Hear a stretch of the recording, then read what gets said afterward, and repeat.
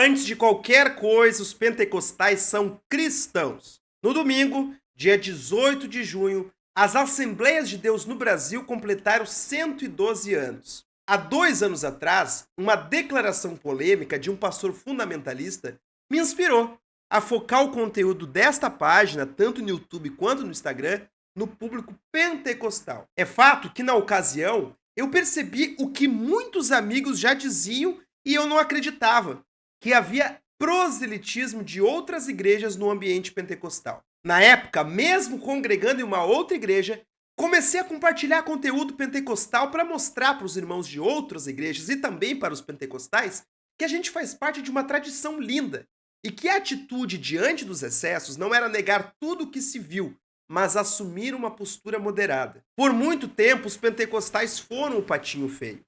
E mesmo hoje, onde há certa moda de se estudar os pentecostais na academia, a imagem que se passa não é a imagem que um pentecostal vive na prática, na sua vida diária como pentecostal nas igrejas de todo o Brasil.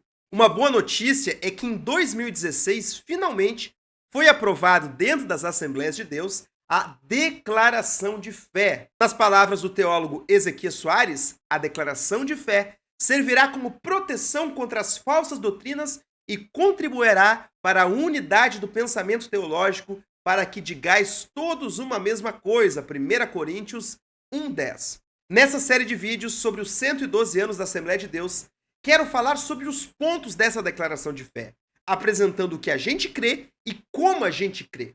Nesse primeiro vídeo, antes de qualquer especificidade sobre a Assembleia de Deus, eu quero declarar aqui que os pentecostais das Assembleias de Deus, antes de serem assembleianos e antes de serem pentecostais, são cristãos. Segue a vinheta.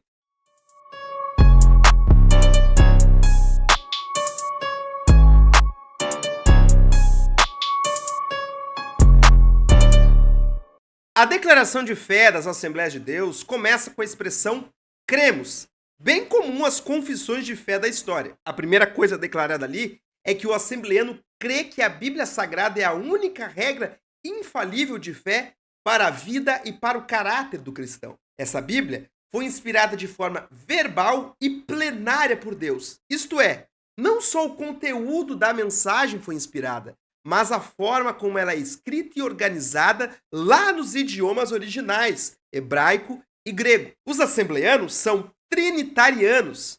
E veja bem, trinitarianos da forma correta, pois eles não entendem que Deus Pai é maior, ou que o Deus Filho é maior, ou que o Deus Espírito Santo é maior. Não, todas as 3 pessoas são iguais em glória e majestade. E esse Deus, em 3 pessoas, criou os céus e a terra. É trinitariano de verdade porque considera que o Espírito Santo é tão Deus quanto as demais pessoas da Trindade e que continua atuando da mesma forma, convencendo o mundo do pecado, da justiça, do juízo, que regenera o pecador e que dá dons para a sua igreja. A Assembleia de Deus crê que o ser humano caiu em pecado e que somente uma obra do Senhor pode regenerar o pecador. Ela crê na igreja e no batismo por imersão das pessoas que creem em Jesus Cristo. Esse batismo é feito em nome do Pai, do Filho e do Espírito Santo. Ela crê que o Senhor voltará e buscará a sua igreja em 2 fases. Depois adiante a gente vai ver mais sobre isso. Mas que essa volta abrirá o tempo em que Cristo julgará os vivos e os mortos, uns indo para a salvação e outros indo para a condenação.